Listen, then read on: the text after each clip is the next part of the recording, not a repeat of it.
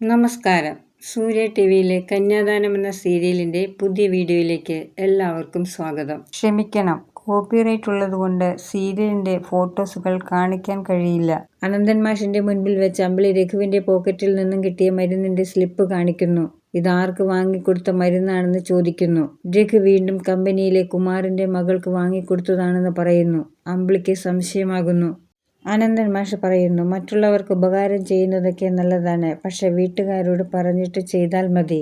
നല്ല കാര്യമായി. സ്വന്തം കാര്യം മാത്രം നോക്കി നടക്കുന്ന അമ്പിളിയോട് പറഞ്ഞിട്ട് എന്താ കാര്യം? രഘുവിനോടുള്ള സംശയം തീർക്കാൻ കമ്പനിയിലെ കുമാരനോട് ചോദിക്കാൻ അമ്പിളി രഘുവിന്റെ കൂടെ പോകുന്നതിനു മുൻപ് ചീരി രഘുവിനോട് ചോദിക്കുന്നു, ഞാൻ ഇന്നലെ രഘുവേട്ടന്റെ പോക്കറ്റിൽ നിന്നും കുറച്ച് സാധനങ്ങൾ വാങ്ങിയ സ്ലിപ്പ് കണ്ടു. ആദിലിന്റെ വീട്ടിലേക്കാണോ അതൊക്കെ വാങ്ങിക്കൊടുത്തത്? രഘു ചീരുവിനോട് സത്യം പറയുന്നു. രഘുവിനറിയാം, ചീരു, അനുപമ ഇവരോട് രണ്ടുപേരോടും എന്തും പറയാം. ബാക്കി മൂന്നെണ്ണത്തിനെയാണ് വിശ്വസിക്കാൻ കൊള്ളാത്തത്. രഘുവിന്റെ കടയിലേക്ക് വീണ്ടും നാണമില്ലാതെ വിനയൻ വരുന്നു. ഇക്കൂട്ടർ ഇങ്ങനെയാണ്, നാണം കെട്ടും പണം നേടും. ഇപ്പോഴത്തെ വരവ് പൈസക്കില്ല. രഘുവിന്റെ കമ്പനിയിൽ ഒരു ജോലി വേണം. ഇവിടെ ഇപ്പോൾ ജോലിയൊന്നുമില്ലെന്നും കടയിലുണ്ടായിരുന്ന ജോലിക്കാർ തന്നെയാണ് ഇപ്പോഴും ഇവിടെ ഉള്ളതെന്നും രഘു പറയുന്നു. ചീരുവിന്റെ പ്രസവം കഴിഞ്ഞിട്ട് ജോലി മതിയെന്ന് പറയുമ്പോൾ നീയാണോ ചീരുവിന്റെ പ്രസവം എടുക്കുന്നതെന്ന് ദാസാർ ചോദിക്കുന്നു. പ്രസവത്തിന് ചിലവാക്കാൻ 10 പൈസ ഇല്ലാത്ത നീ എന്തിനാണ് പ്രസവക്കാരിയെ നോക്കുന്നതെന്ന് വിനയനോട് അമ്പിളി കളിയാക്കി ചോദിക്കുന്നു.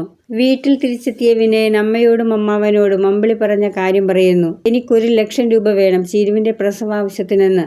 അമ്മാവനോട് മാല പണയം വെച്ച് പൈസ കൊടുക്കാമെന്ന് പറയുമ്പോൾ അമ്മാവൻ സമ്മതിക്കുന്നില്ല. 10 പൈസ ഇനി അവന് കൊടുക്കരുതെന്ന് പറയുന്നു. ഇന്ദ്രനും അനുപമയും ചീരുവിനെ കാണാൻ വരുന്നു. വിനയൻ വന്ന കാര്യമൊക്കെ അറിഞ്ഞിട്ടാണ് അവർ വരുന്നത്.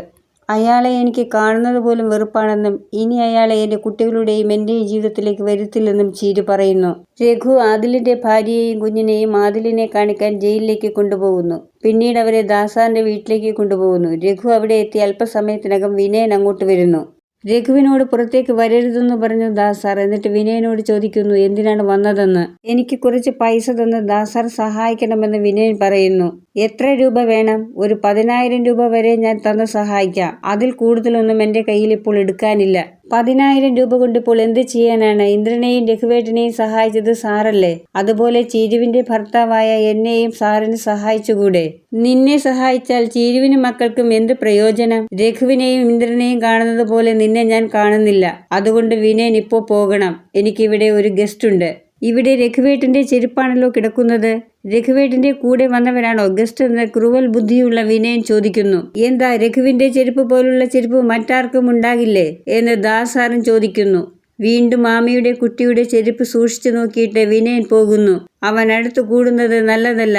അവനെ അകറ്റി നിർത്തണമെന്ന് രഘു ദാസാറിനോട് പറയുന്നു. വീഡിയോ കാണുന്ന എല്ലാവരും വീഡിയോ ഇഷ്ടപ്പെടുകയാണെങ്കിൽ സബ്സ്ക്രൈബ് ചെയ്യാനും ബെല്ലൈക്കൺ അമർത്താനും മറക്കരുത്.